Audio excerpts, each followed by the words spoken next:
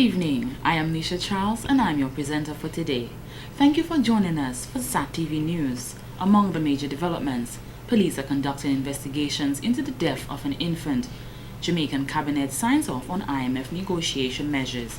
Pakistan Supreme Court orders arrest of PM Raja Pervez Ashraf. Details of these and other stories after the break.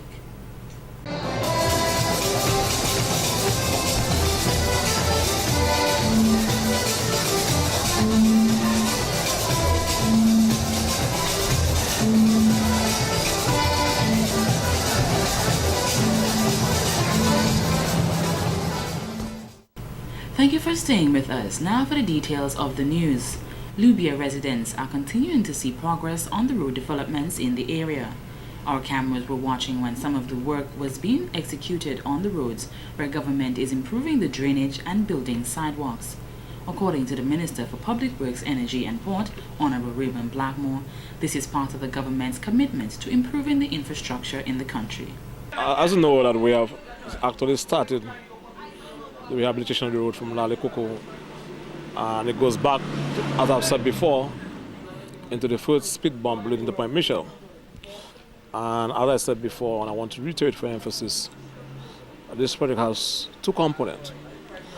The first component was the actual surfacing of the road that has a length of 1.2 kilometers. And the second component which we're now seeing unfolding on the ground is the drainage improvement and sidewalk improvement from Lale Coco traversing through Lubia, where we shall be spending an additional $800,000 plus. The project is estimated at $1.7 million and the improvement will greatly help pedestrians and motorists. Mr. Blackmore says this is a very important project for the people of Lubia. What we're doing inside of Lubia is elevating the drains and at the same time elevating the sidewalk, so you can provide a more secure, a much safer environment for pedestrians inside of Lubia. And at the same time widen the road a bit, because you realize that that area is a bottleneck area, so you can have vehicles traveling in opposite direction, traversing the area with a higher degree of security and safety.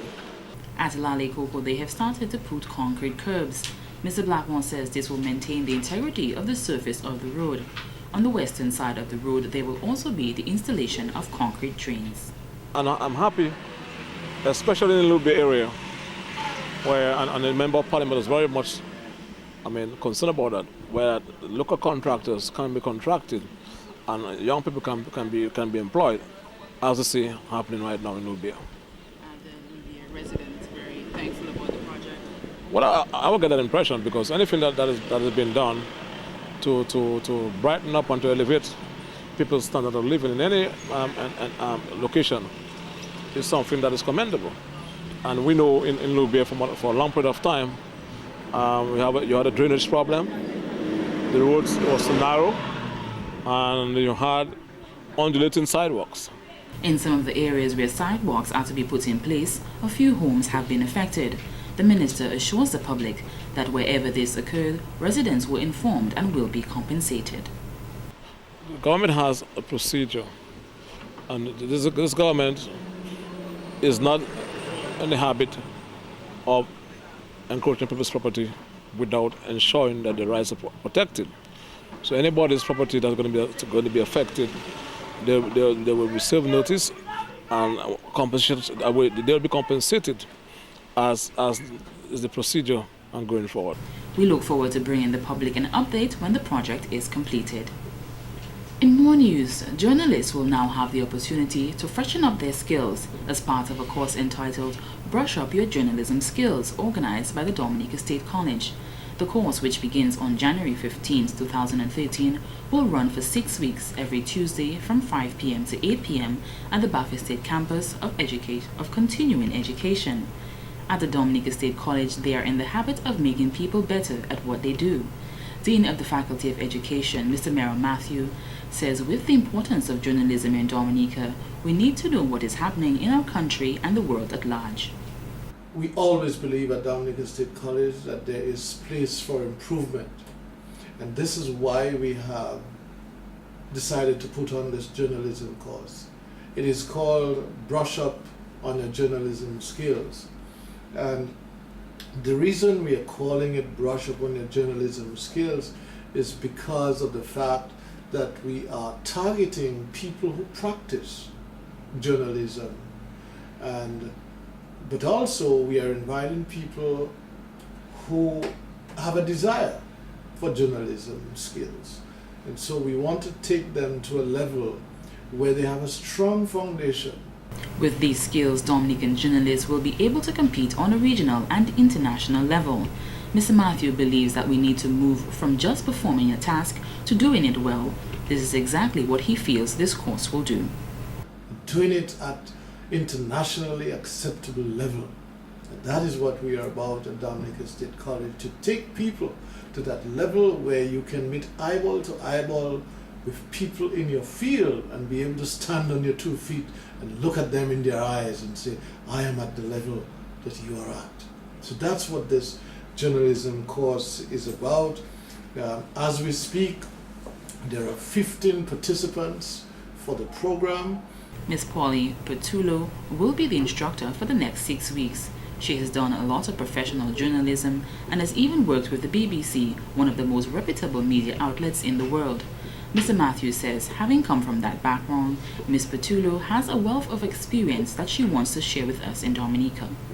The people who have signed into the program, I think they have made a great decision that will help them.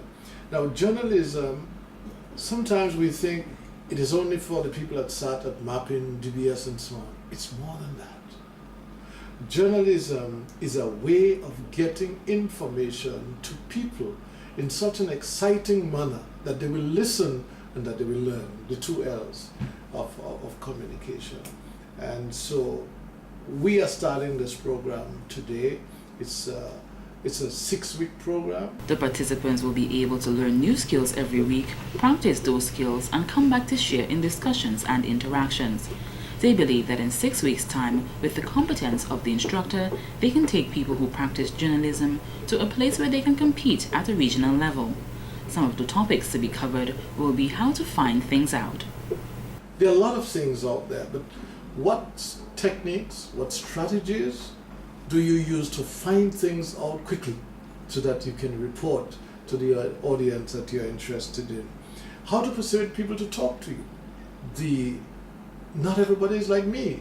You just call me and I come to talk to you. Not everybody wants to talk. How do you get people to talk? There's a skill, there's a strategy, there's a technique. That will be covered in the program. How to interview people. Some people think interview is just going to talk to people. They also want to ensure that the people who do the course are continually curious. This is when they will make excellent journalists. We now join Deslin Joseph for a special report. Thank you, Nisha. Right now we're at the official launching ceremony of the Portsmouth Radiant Senior Citizens Home. Right now we're with the president, Mrs. Hannah Dupini, and where she's going to tell us what was the purpose of launching this and holding this ceremony. Well, the purpose of launching this ceremony is because from 2007 to 2011, we only had 8 members. Some of them died. And every time we go to a meeting at Council on Aging, the president and the board say, but we are the people in Portsmouth. And I said, I don't know, because I sent invitations to the churches inviting them to come to the meetings. But as I said, in September, Mrs. Ambo brought out the idea of a coffee morning, and from that time we have been getting like 28, 32, up to Tuesday the 8th of January we had 33 members. So that's what we are, that's where we are today. Let us keep the beat, eat healthy foods, drink 8 glasses of water a day, exercise, dance, and enjoy life. This was the message delivered at the official launching ceremony of Portsmouth Radiant Senior Citizens held on January 15, 2013.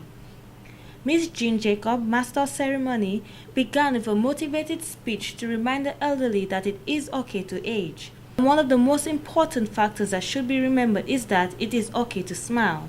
When one is young, aging is associated with growth, maturation, and discovery, and many human abilities peak. Sometimes you're by 30 years, you're married, you have children, and so on. So by age 30, your abilities peak, while other abilities continue to go through life. You go to study, you're over 30, great things can happen as well.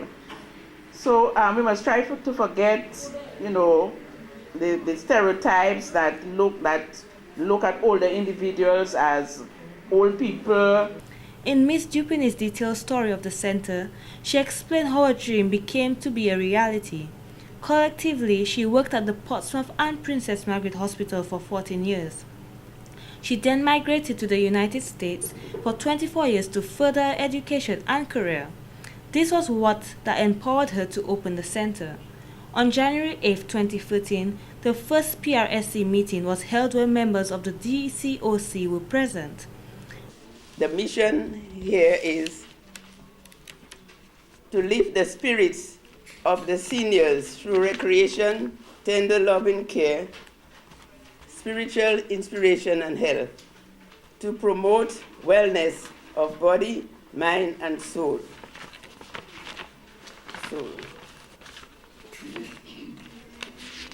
And the goal is, let me just get it. The goal is to enable the seniors in activities outside of his or her home. President of the Dominical Council on Aging, Mr. Evander Joseph, made mention that the institution is extremely valuable. Mr. Joseph stressed on the point that their lifestyles and exercises are towards the right direction. He said the senior citizens were lonely before, which many agreed to, and with socialization and the support that they're receiving at the center, it may just prolong their lives. And this is what this institution is all about.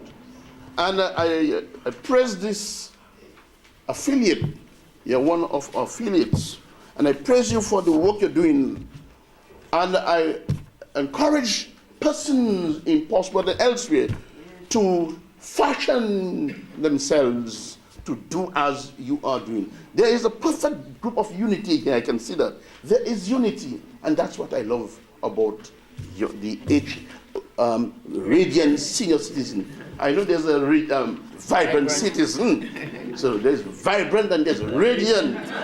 One of Dominica's local artists, Mrs. Ophelia Marie, demonstrated that senior citizens are still able to learn. There was this little boy who was watching his grandmother. He saw her take off her teeth, take a toothbrush, pass something on the dentures, rinse the dentures, rinse off the mouth, and put the dentures back. He said, "Wow, Granny, way to go. Now take off an arm."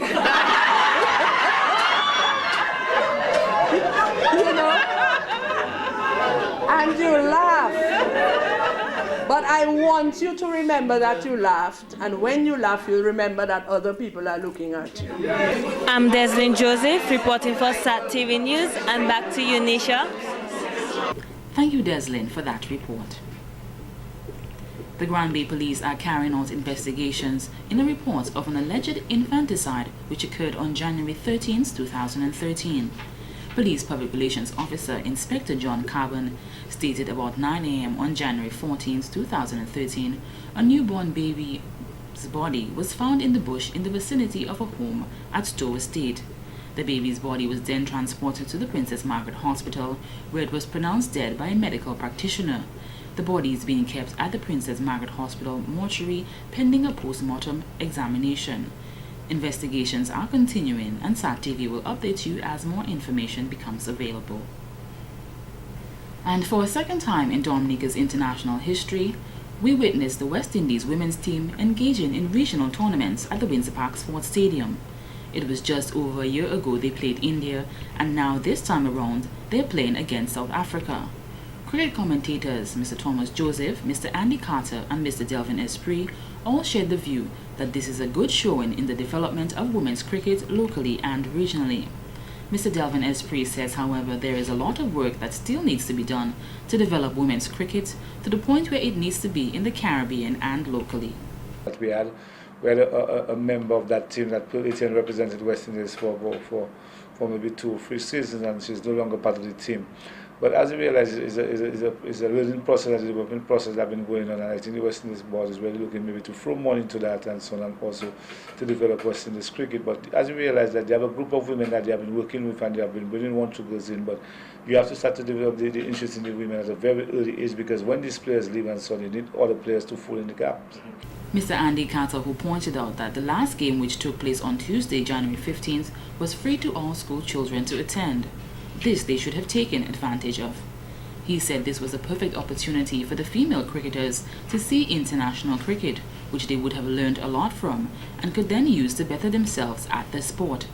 He added that more can be done to make female cricket popular in Dominica. I think that can be done just for one day to instill the interest, as I said. But there has to be continuity, Joe. There has to be continuity.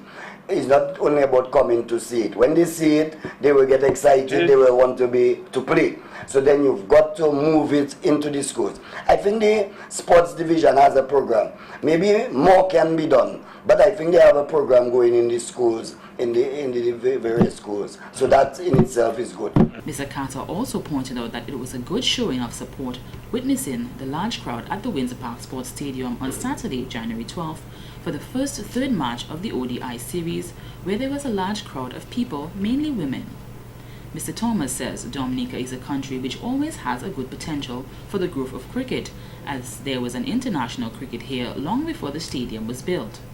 We had the Duke of Norfolk come to the Gardens. We had, I think it was Essex coming to the Gardens. We had Warwickshire coming to the Gardens. We had a number of international teams come to Botanic Gardens, and we know, Andy, I'm sure Delvin can remember, the gates were flooded, the Windsor Park was flooded, and Dominicans, as we rightly said, do have a passion for cricket, and we only hope that we can go from strength to strength. And I always say, I'm a bit biased, I always say that the work of the Cricket Association, yes, but I think Dominicans are working themselves up beyond proportions to ensure that they get cricket in Dominica. Mr. Esprit pointed out that although Dominicans throw their full support behind regional and international cricket, when it comes to local cricket, they do not give the same support. He said we should first support local before we can support anything else, and in that way our local cricket will improve. And in court today, a total of 6 sexual assault cases were brought before Justice Bernie Stevenson as the January 2013 criminal assizes started on Tuesday, January 15th. The cases heard at the High Court included charges such as unlawful sexual intercourse, indecent assault, abduction, unlawful sexual connection, and incest. The Office of the Director of Public Prosecutions, the DPP, is represented by Jean Pestina, along with the state's attorneys Clement Joseph and Athley Nesty. Stephen Wyke and Johan Charles, inmates at the state prison, who previously pled guilty to burglary, will have to wait for Monday, January the 21st for sentencing. Justice Stevenson ordered a welfare report to be conducted on the men, which she will use to decide their sentence. Grayshawn Barron, who was charged with the men, his trial has been adjourned from March the 1st, 2013. Shermel Christopher was charged with causing grievous bodily harm with intent. His trial was set for January 30th, 2013. Edward Ravalier, who was charged with causing grievous bodily harm, will have to wait for January the 24th for his trial to begin, while Sid Khan Nigel Henry's trial for his causing grievous bodily harm with intent, his case has been set for January the 21st, 2013. Another wounding with intent case, which involved Andy Alexander Castle, is set to begin on February the 18th, 2013. Okim Lestrade was charged with inflicting grievous bodily harm on Samantha Wright, who was said to have been his girlfriend at the time. His case will commence on February 27, 2013. The alleged incident occurred on March the 13th, 2010. In more court news, during the sitting of the January 2013 criminal assizes, the Director of Public Prosecution Office discontinued 4 matters. This decision resulted in Jocelyn Benjamin, Samuel J. Abel, and Sylvester Matthew regaining their freedom, which they were all thankful for.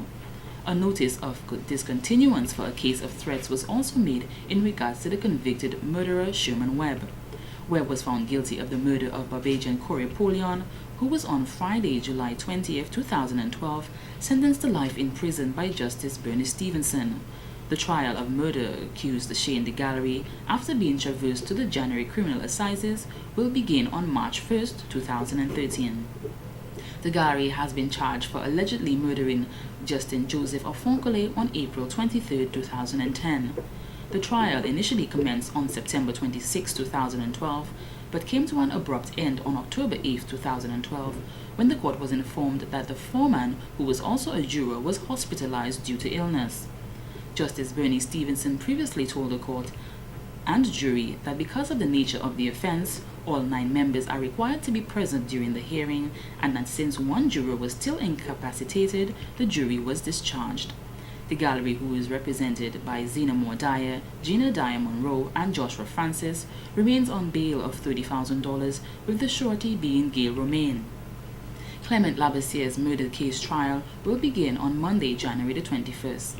The case of Edward Al Capone Green of Mondaniel, who had been charged with murdering 35-year-old Damien Dorval, whose headless body was found on Emsall Road in June 2008, has been traversed to the May 2013 Criminal Assizes. Director of Public Prosecutions Jean Pestina removed himself from the matter, while attorney for Green Peter Allen requested more time to prepare, as the case was just passed on to him this morning. Continuing with the Criminal Assizes, Eshanet Joseph, to the court's amazement, pled guilty to the charge of theft, where she allegedly stole the sum of $11,218.18, the property of Mrs. Linda Hill. The case has been adjourned for March the 1st for sentencing, as Justice Stevenson ordered a pre-sentencing report to be carried out on the defendant. An arrest warrant has been issued for Marcus Matthew, who was charged with handling stolen goods and theft. He was bailed on his own recognizance in the sum of $25,000. However, Director of Public Prosecutions Jean Pestina informed the court that he has information that suggests Matthew has left Dominica via the backdoor method. This has been the local segment of the news. Coming up next, regional highlights.